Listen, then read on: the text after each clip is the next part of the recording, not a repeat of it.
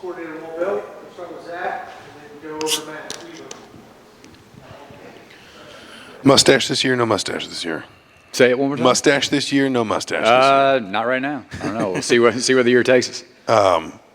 I recognize there's a lot you guys are holding back with the quarterback, but as coordinator with either of those guys, are there things that you can point to where by Saturday you can say, if he's doing this, if I'm seeing this beyond the obvious, completing passes, et cetera, if he's doing this, if he's showing me this, he's playing well and I've got him comfortable? I guess if that makes sense. I mean, the short answer to your question is yes. I think, pre-snap operation, taking care of the football, all the things that are kind of, of the utmost importance in playing the position, both of those guys, have to be in a position to do that. They got to play well. Typically when your quarterback plays well, your team plays well. When your quarterback doesn't, you don't. So we've got to put both of them in a position to be comfortable. We'll go Mason, or Matt, you ready? We'll go Yeah. Matt and Mason. Hey, Coach. At receiver, obviously you got some guys on the outside that, kind of somewhat proven in Camper, Donovan a little bit, E.J. Williams. But I'm curious about the slot position. Is there some guys that you feel like have stepped up there, and how do you feel about that, with that being such an important part of, open up the middle of the field for you guys? Yeah, we've, there's a couple ways to fill that role. We've got some guys that not only are really good players outside, but also are smart enough and concept sound to play inside.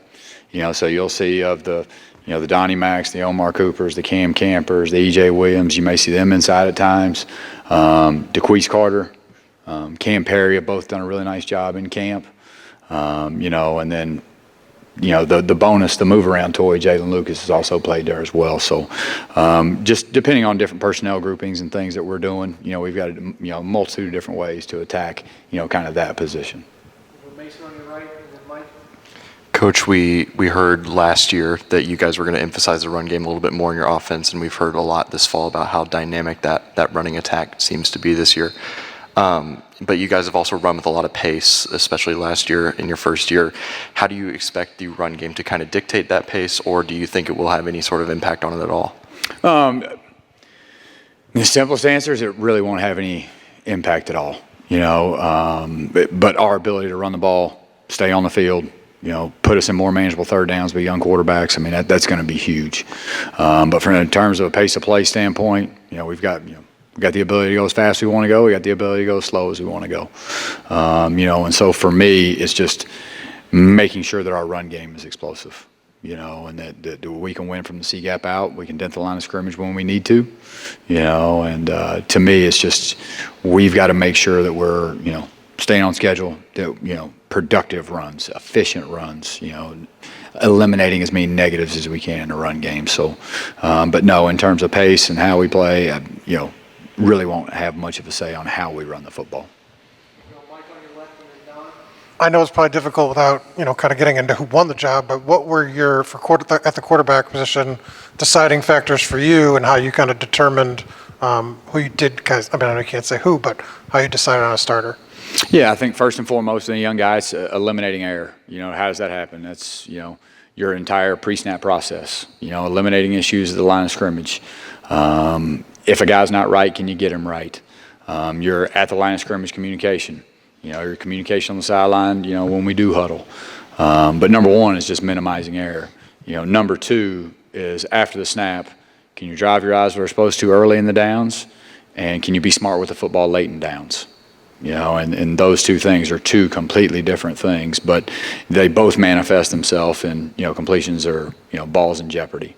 And then number three, I would think just comfortability, leadership ability. Do you create confidence in the other 10 guys on the football field when you're out there? And so to me, those three things, especially with younger guys, are kind of the linchpins in how you're going to make a decision. Walt, can you talk a little bit about what you've seen out of the offensive line here in preseason, what your thoughts are about the improvement in that area? Yeah, I think the first thing is just with Coach Bostad, and again, by no means is this an attack on Darren Hiller. I love Darren. Darren's a great man and a good person. I want to get that out of the way first. But, with Coach Bostad, just the amount of repetitions, the time on task, how many reps of individual those guys accrue on a daily basis. I mean, it's when they're out there, they are working, and so you're starting to see some technical proficiency. You're starting to see guys, from a marking standpoint, from a technique and fundamental standpoint, really start to take hold and kind of understand what we're trying to get done. You're starting to see a group of guys, because there's a lot of guys that have played, especially when you add Bedford back. And then because Bedford went down and Carp went down for time, there are a bunch of young guys that had to play. So we've got 7 or 8 guys that have played a lot of football, even with the addition of Max Longman, who played a lot of football at UMass. So we've got a pretty experienced group that's played a lot of football. But just to me, it's just you're starting to see some technical proficiency. You're starting to see a little bit of an edge, which is earned, not a fake edge, not a, they earn it in practice every day.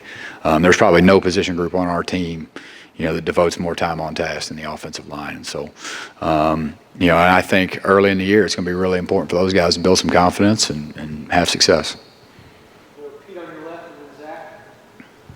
Yeah, Walt, I know you have not seen Ohio State's new defense, but just overall your thoughts on what problems they can present. Number one is personnel. I mean, they got a really good group. I mean, if you really get down to it, if you take those 11 starters, name one of them who doesn't have a chance to play in the NFL. There probably isn't one. Every one of those guys is going to have a chance to play in the NFL someday. So number one, they got great personnel. They're long. They can run. Number 35, Eichenberg, he may be the best backer we'll see all year. He may be the best one in the country. He's a really good football player. They've got good players that have played a lot of football all over their defense, and I've got an unbelievable amount of respect for Coach Knowles. Coach Knowles is a guy that's had to do it the hard way, and played great defense everywhere he's been, different styles, and I think that's the one thing that allows Coach Knowles to do such a nice job is he's always been very adaptive to his personnel, no matter where he's been. Because when I was in North Carolina, he was at Duke, and so we saw those guys and just the changes that you've seen from when he was at Duke to when he was at Oklahoma State to Ohio State. So I think the challenge for us will be just kind of identifying, what's their flavor this year, but it's going to be a good game. We're excited to play them. We won't get off the bus unless we plan on winning, so we'll be there. Zach and Seth. Rewinding to the question about slot receivers, DeQuise Carter's obviously a guy that came in late but has a lot of experience. It seems like normally transfers kind of come mid-year these days just with the way the portal works. How quickly was he able to kind of move himself into that rotation? It felt like we saw more of him as fall camp went on, and maybe what's different about what he can bring when he's in the slot compared to maybe some of the guys he's working with in that? Number one is just experience. He's played a lot of football. He played a ton of reps at Fordham. The next thing for me is just he's got a little bit of long speed to him. Where in KP also can really, really, really run, but it's a guy that's a little more linear, a little bit of a thicker frame, and so we're going to need them both. Both of them are really good players, but DeQuise has a little bit of a different skill set than KP, and then as you said, when DQ got here, a lot of thinking, a lot of learning, and then as camps went on, he's kind of caught up to speed, and has been playing really well. Seth on your left and Daniel. You called Jalen Lucas the move-around toy a little bit ago. Just when you look at the running backs you have, obviously, you've talked about trying to, maybe have multiple of those guys out on the field together and, putting Jalen out in the slot. And just how do you kind of see, the rotation of those three when you look at Jalen, Josh, and Christian? Just how do you see that kind of playing out? Some of it's game plan driven, some of it's health driven, and some of it depends on how well we're running the football. But the thing that Jalen gives you is he's a guy that can truly play all over the football field. Josh has really good ball skills. Christian has played a lot of really valuable reps. Trent Howland is a big, thick, physical kid, and so you got 3 or 4 guys there that you feel really comfortable with.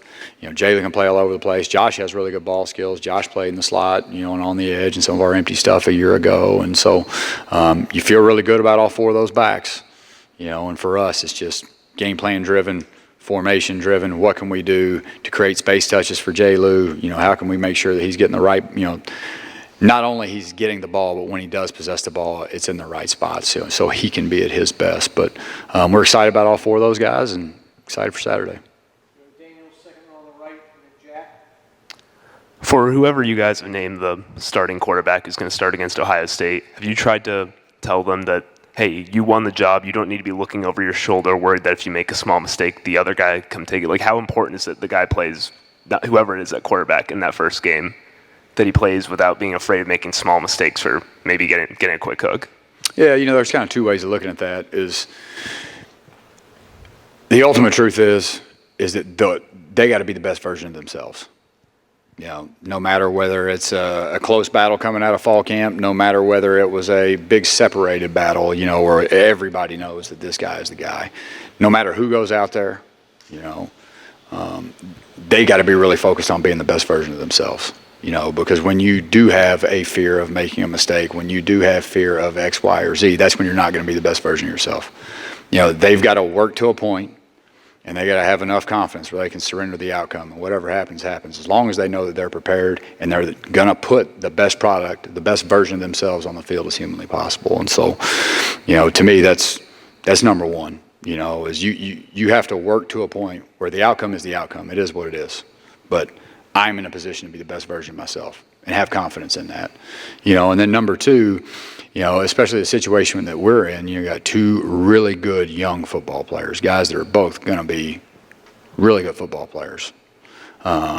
Is there's going to naturally be some of that, and that's got to be a daily fight every day. And not so much, talking about, hey, you don't have to do that, you don't have to worry, you don't have to worry, you don't have to worry. Because the moment you start saying you don't have to worry, they really know inside that what? They need to worry. And so for me, it's just confident in what you do, and you've got to work to a point and have enough belief in yourself and the work that you've put in, that you've earned the right to, hey, don't worry about the outcome. I'm just going to go be the best version of myself. Jack on your right, and we'll finish up with Mike. Yeah, with Jalen Lucas, I remember last year, especially early in the season, you talked about not trying to throw too many responsibilities on him. It seems like this year before the season when we talked to him, he's very confident that he can do everything. Are there signs in practice that you see that he's able to kind of grasp having all those responsibilities that you feel like will show up? Yeah, and that's a huge credit to him because it's been August? It's been an 8-month process. He's spent a lot of time, with wideouts in certain periods of practice going all the way back to spring. He spends, more than 50% of his time with the running backs, and also he's a returner and a kick returner. But he's a guy that's 100% willing to do the work, and so for us, he could basically do everything that a running back or a wideout could do. Now it's our job just to make sure we're putting him in a position to do the things that he does best. And my question was actually an extension of that. How challenging is that when you have a player like that? You mentioned kind of game planning to get him in the right situations. Tom's talked about sort of a minimum touch count.